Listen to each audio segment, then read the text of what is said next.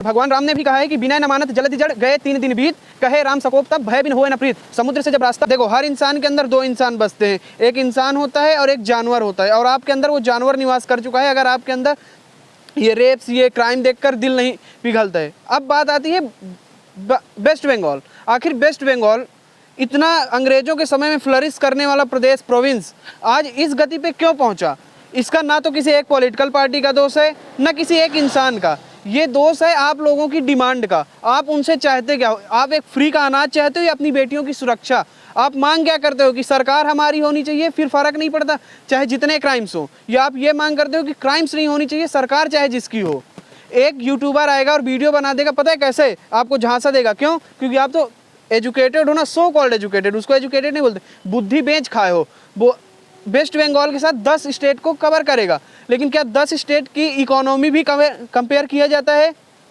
क्या 10 स्टेट के rules and regulations भी कवर किए जाते हैं, किस तरीके से चलते हैं? नहीं, एक तरफा वीडियोस आएंगे और आपका दिमाग पूरे तरह से खाली हो चुका है। और रही बात वेस्ट बंगाल पे, अभी मैं देख रहा था रूबिका लियाकत जी का एक इंटरव्यू, जिस पे उनके साथ एक वेस्ट बंगाल की पार्टी यानी टीएमसी के कार्यकर्ता थे, और यानी प्रवक्ता, स्पोक्स पर्सन, और साथ में आशा जी थी, जिन्होंने बेटियों से रिलेटेड हर क्राइम कवर किया, चाहे वो यूपी के हाथरस में हो या वेस्ट बंगाल में। तो उन्होंने बोला ये बात गलत है, तो वो ऑफेंड हो गए, बोले आप एक तरफा बोल रहे हैं। इवन उन्होंने जब हाथरस में, जो कि टीएमसी की गवर्नमेंट नहीं है, जहाँ यूपी में, वहाँ के बारे में भी उन्होंने बोला है और गलत बोला। तो मतलब यूपी में बीजेपी गवर्नमेंट है तो उनके लोग गलत बोलने लग जाएं? नहीं, सच सच होता है और गलत गलत होता है, irrespective of the political parties. That doesn't matter कि यू शुड चूज और नॉट द पॉलिटिकल पार्टी। आपका मुद्दा पॉलिटिकल पार्टी से बड़ा होना चाहिए। इसका मतलब ये नहीं कि आप टीएमसी को सपोर्ट करते हो या XYZ किसी पार्टी को सपोर्ट करते हो तो कितना भी गलत करे बोल नहीं सकते हो। बोलना है, जब तक मुंह खुलेगा नहीं तब तक देश बदलेगा नहीं, और देश बदलने के लिए आपको मुंह खोलना ही पड़ेगा, चाहे जो। और अगर आज मुंह बंद करके रखते हो तो कल आपके घर में भी चोरी होगी, तब फिर मुंह बंद रखना। अरे उदाहरण लो यार, आप बोलते हो कि XYZ पार्टी की रूलर यानी आपकी ममता दीदी वहाँ CBI को केस ट्रांसफ़र कर दी, अब CBI की मर्जी। तो एक बात बताओ, आपके घर में चोरी होती है तो आप मालिक हो या पुलिस मालिक है? आप पुलिस पे कंप्लेन दे आए तो आप अगली बार से सुरक्षा नहीं करेंगे क्या? आप अगली बार ये नहीं बोल सकते कि ठीक है इस बार पुलिस केस देखेगी लेकिन अगली बार हम भी ताला लगाएंगे, हम भी चौकन्ना रहेंगे? रहोगे ना। आपका हेल्थ मिनिस्ट्री यानी स्वास्थ्य मंत्रालय, home ministry of the state यानी गृह मंत्रालय, CM आप खुद, तीनों मिनिस्ट्री, मेन मिनिस्ट्रीज आपके अंडर हैं, और आप धरना प्रदर्शन कर रहे हैं अपने खिलाफ। आपके पापा आपको 2 झापड़ मार दें और बाद में बोलने लगे कि मैंने अपने बेटे को मारा, और धरना प्रदर्शन करने लगे।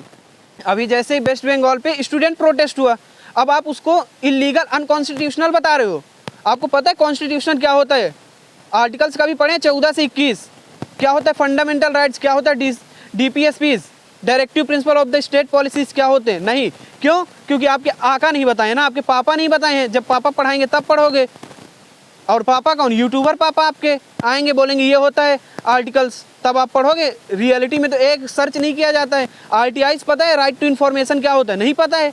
जान जाओगे तो बुरा लग जाएगा ना। प्रोटेस्ट अनकॉन्स्टिट्यूशनल कब से होने लगे भाई? प्रोटेस्ट करने का अधिकार है, नहीं तो फिर कोई भी सरकार आएगी अपने अकॉर्डिंग लॉ बनाएगी और आप प्रोटेस्ट नहीं करेंगे। फार्मर प्रोटेस्ट हुआ और रिपील हुआ ना, जो भी लॉ आया नया, जब ये होगा तभी। नहीं, आप बताओ, अगर आपके गांव में एक बहुत बड़ी दुर्घटना हो गई या एक लड़ाई हो गई तो सबसे पहले आपका सरपंच देखता है आके, तो क्या आप प्रोटेस्ट नहीं करते हो कि ये सरपंच संभाल नहीं पाया? डायरेक्ट बोलते हो नहीं सरपंच की गलती, सरपंच संभाल नहीं पाया, सरपंच आता है, बात करता होगा।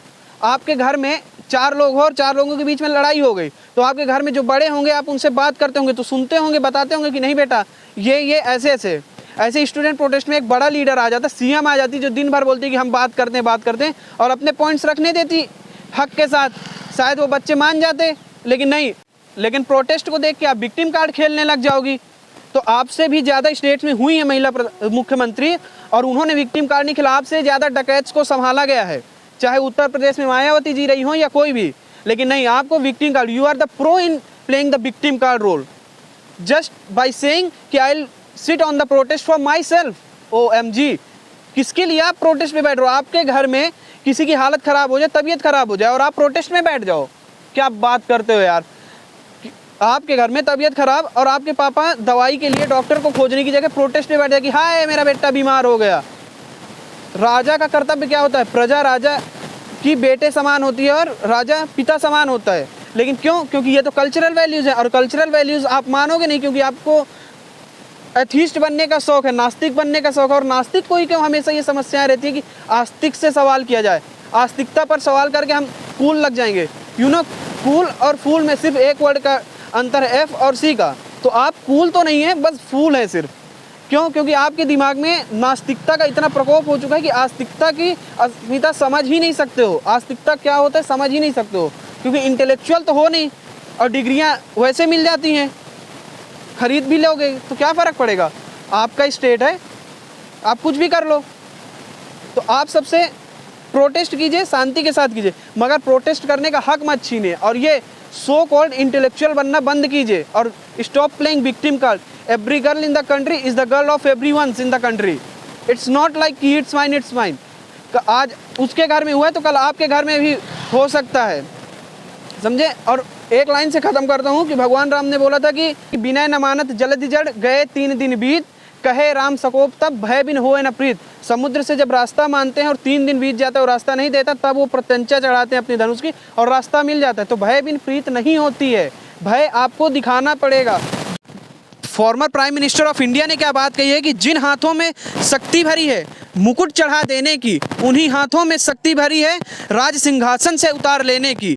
तो ना शक्तियां आपकी अपार हैं, न किसी भी इंसान की। आपको भी भगवान ने बनाया है, तो कृपया करके इन शक्तियों का दुरुपयोग मत कीजिए। जय हिंद, वंदे मातरम।